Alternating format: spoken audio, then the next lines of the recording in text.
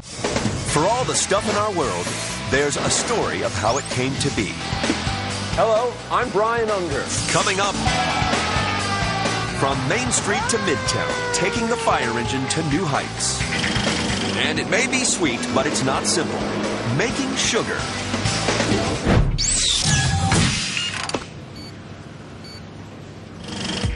There is one vehicle on the road that has to run perfectly every time it leaves for its destination. And once it gets there, it's got to work perfectly every time.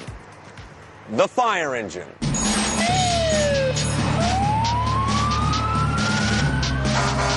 Yeah!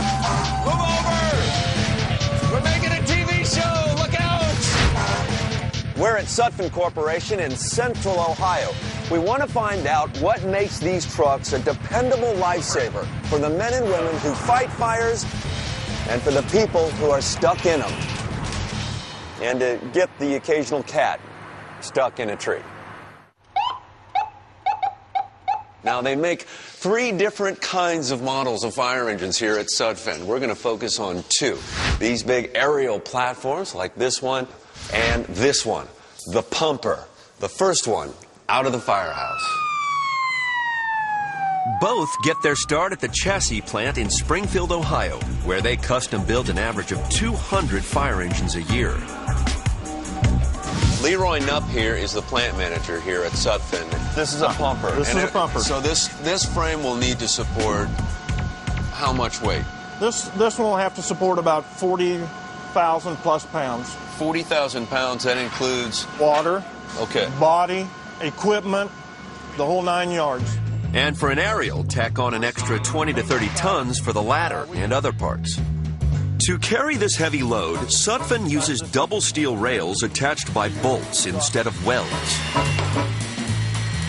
Really, when you're flying down on, say, a New York City street, these have to be able to hit those potholes, but still keep together.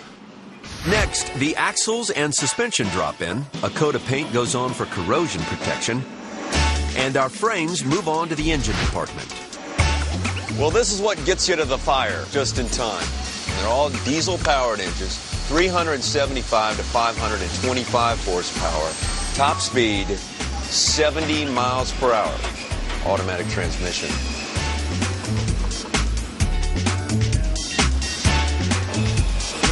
Well, we put the power in the package, and now it's time to lower the cab down on this frame.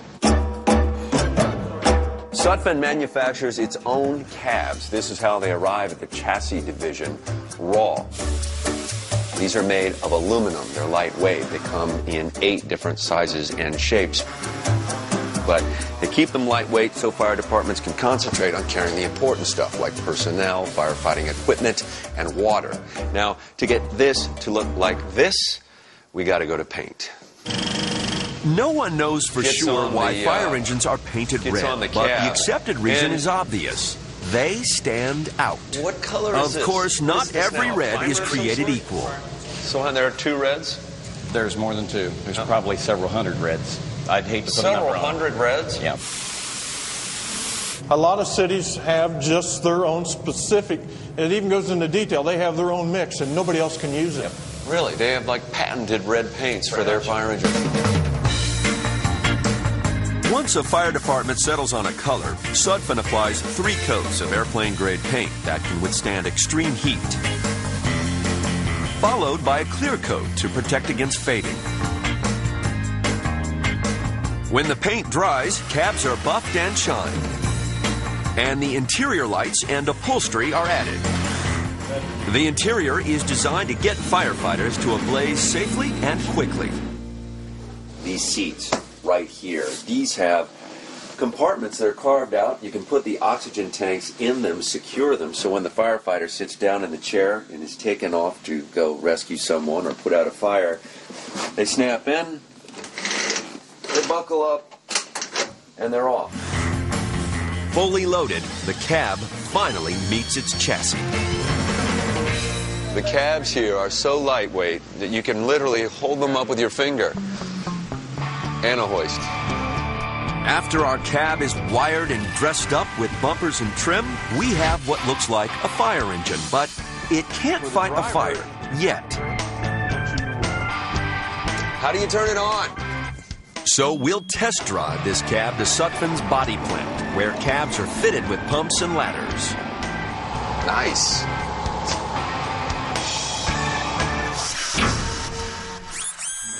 Like the chassis, the engine body is custom designed, and it's built to hold the hoses, ladders, and other equipment.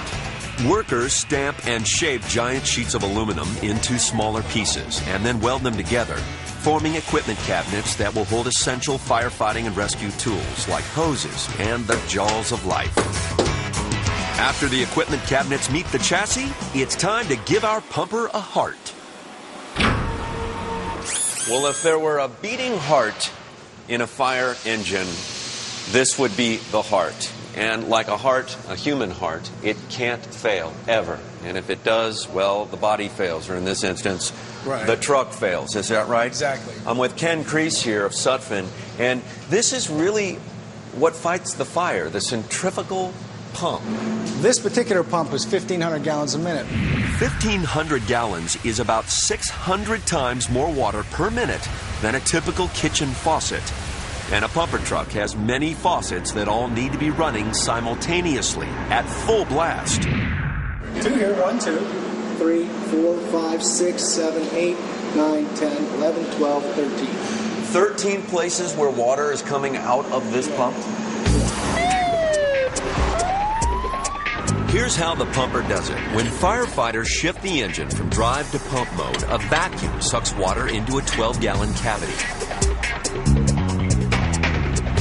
When the cavity fills, an impeller, which acts like a boat propeller, spins that water at incredible speeds. That spinning, known as centrifugal force, creates tremendous pressure, which forces the water out through the multiple valves.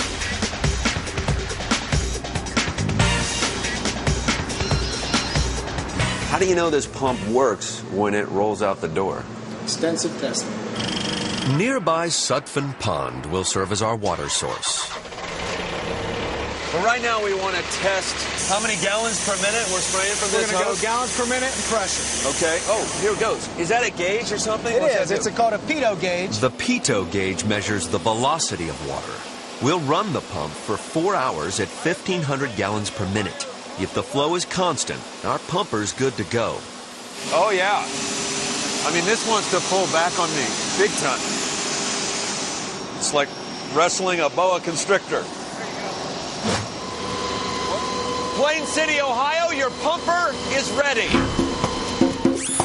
While the pumper is a must-have for every fire department, aerial platforms, the big boys of the firefighting world, come in handy when firefighters need to attack fires in hard-to-reach places. Both the ladder and platform are assembled here at the body plant. There's only one way to fit a 100-foot ladder on a fire truck, and that's to nest 5 25-foot ladders, one inside the other, so that they extend like a telescope.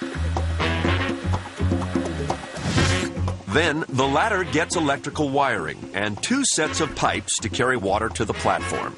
And finally, the whole thing is attached. Now, where the ladder is mounted is the key to its stability. Sutphen has encountered many design challenges, engineering obstacles to overcome in order to make this ladder extend perfectly every time, without fail, without collapsing, and to give the truck a sense of stability. Sutphen installs 2 solid steel stabilizers that pop out from the sides, tripling the fire engine's footprint to an incredible 21 feet.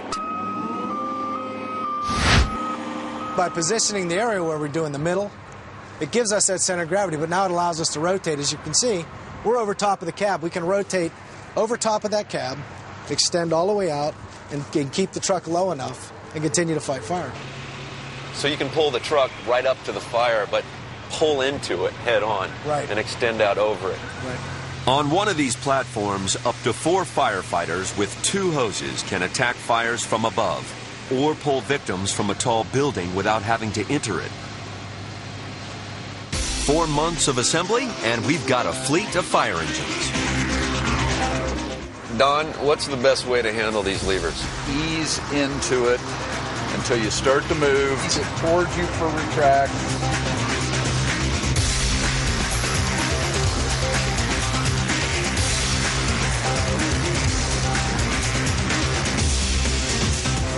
Thank you for flying Sutphen Fire Engine Airlines. All right, everybody, back to work. Up next, burning, cutting, dumping. And that's just part of what it takes to make sugar.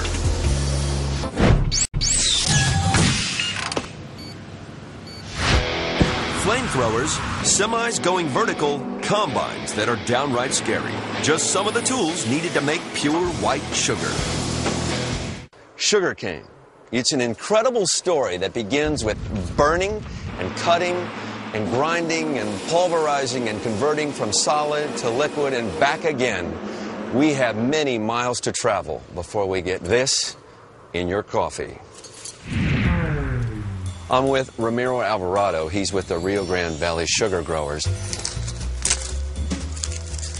This is the inside of a sugarcane stalk. Which part of this fibrous material in here is the sweetest, and where do you extract the sugar from? Okay, everything that is inside of the casing of the cane is what we're after. And what we want to do ultimately is to extract all of the juice out of here. To get that juice means we've got to light this field on fire. It's a controlled burn that makes for a more efficient harvest, leaving behind only cane loaded up with sugar. Attention, attention. It's time for us to light this sugarcane field on fire. Why? Because America needs its sweet tooth satisfied. First, we spray a fine mist of diesel around the edges of the field to be torched. The fires are lit only when the wind conditions are perfect. We need a fast fire, one that will burn up the dead leaves and only scorch the cane. This has all been burned, and what's left is what they're harvesting with these ginormous machines. Come in here, scoop up the cane, put it in these trucks to take it to the mill.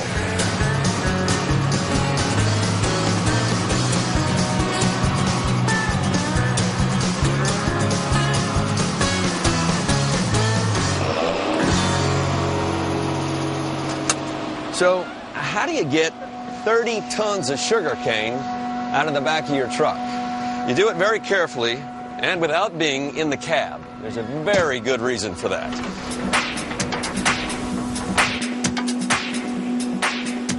"50 degrees, that's the angle at which they raise these trucks and trailers to get rid of 30,000 tons of sugar cane that's in the back.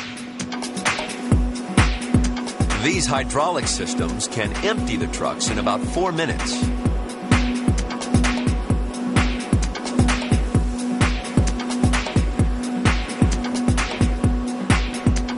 From here, it's loaded onto conveyors, it's washed and sent on to the hammer mill. Very impressive.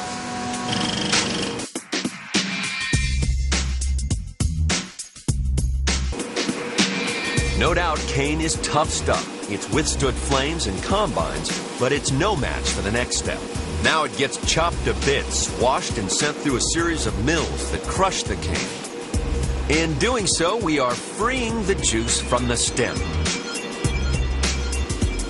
The sturdy stalk is now dust, the sweet sap that will become your white sugar all wrung out. Dirt and other organic materials coloring the juice are removed at the clarification station. That stuff's very rich, though. So what do you do with it? All of this, as you see it coming down, is loaded into trucks, and it is recycled back into the cane fields as fertilizer. Boiling the cane juice evaporates the water, reducing it to a syrup.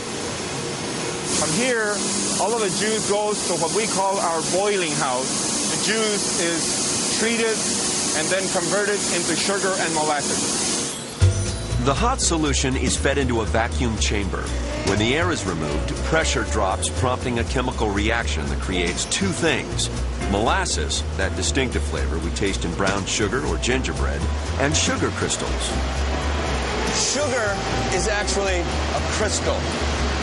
And crystals grow here for the first time. Right. This is where the crystals are developed. Sucrose molecules begin to bond as crystals, amassing in such volume that in a matter of hours, those crystals are visible to the naked eye. So after these crystals have been growing for about 10 hours under pressure in these giant tanks, it's time to eyeball them. Still the one part of sugar making that can't be done any other way.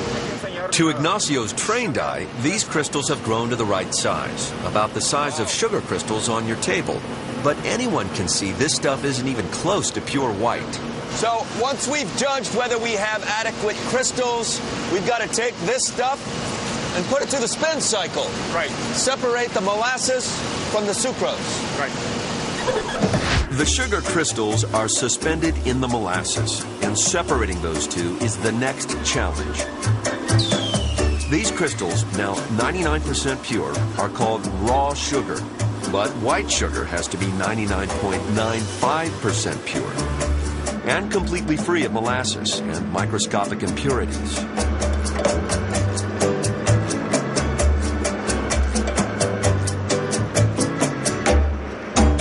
I'm sitting atop 55,000 tons of sugar. There's enough sugar in this mountain, in this storage facility in Harlingen, Texas, to feed every single American 1 teaspoon of sugar.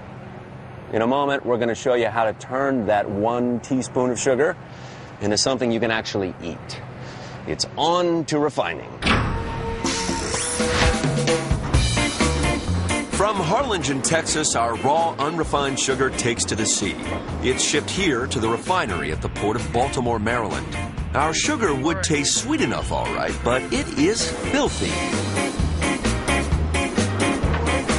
Stu Fitzgibbon runs the refinery. He knows we've got a long way to go before our sugar is 99.9% pure and pristine white. Raw sugar has about 99% sucrose, which we call sugar, in it. So in your refining process, you want to extract the 1% of impurities from this raw sugar. That's right. We want pure sucrose, 99.95. Refining to reach pure sucrose begins with removing the outer surface of the crystals. Raw sugar's brown coloration comes from a thin film of molasses on each crystal, and we have to get rid of that. First step, mix our raw sugar with a molasses-like syrup known as magma.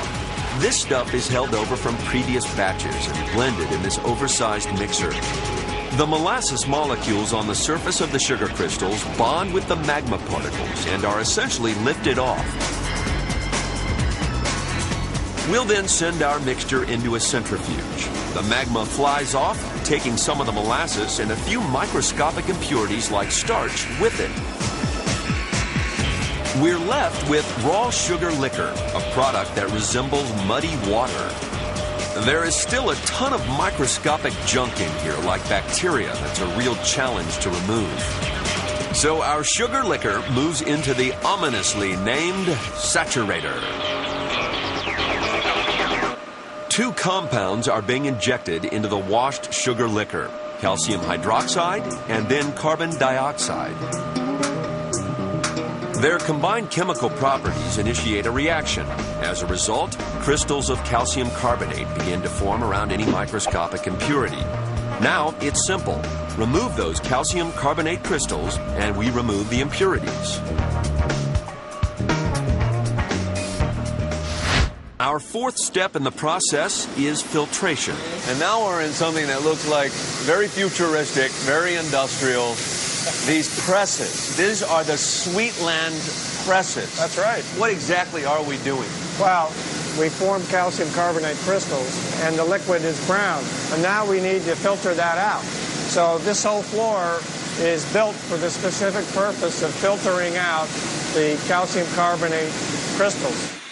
These filtration presses are like massive coffee machines turned on their sides, only instead of 1 filter, they've got 72. So this solution is being pressed from which end to which end? It's actually coming up in this direction, passing through the cloth. The clear filtrate goes up through the leaf, and the cloth collects the calcium carbonate on the inside. Our sugary sweet liquid still has a tiny trace of impurities left. We've reached the last step to clean up the sugar solution. Now we use char vessels. This is similar in concept to a water filter. Char is an absorbent, a blend of calcium phosphate and carbon. The char crystals attract the last few microscopic impurities of color molecules into ash. The result? A colorless liquid known as fine syrup.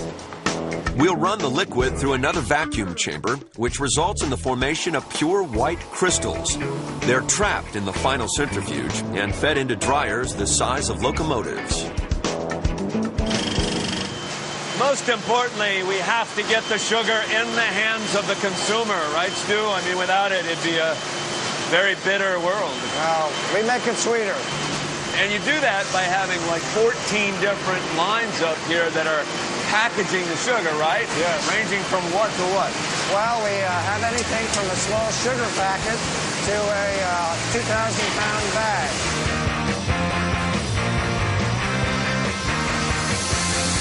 Well, it's been quite a journey for us here in this story of sugar. Our story starting in much warmer climes, way down south, and ending up here in beautiful Baltimore at Domino's Sugar. Stu, thank you for guiding us through this. Watching sugar go from a solid to a liquid to solid, liquid to solid. To your coffee or tea, whichever you prefer.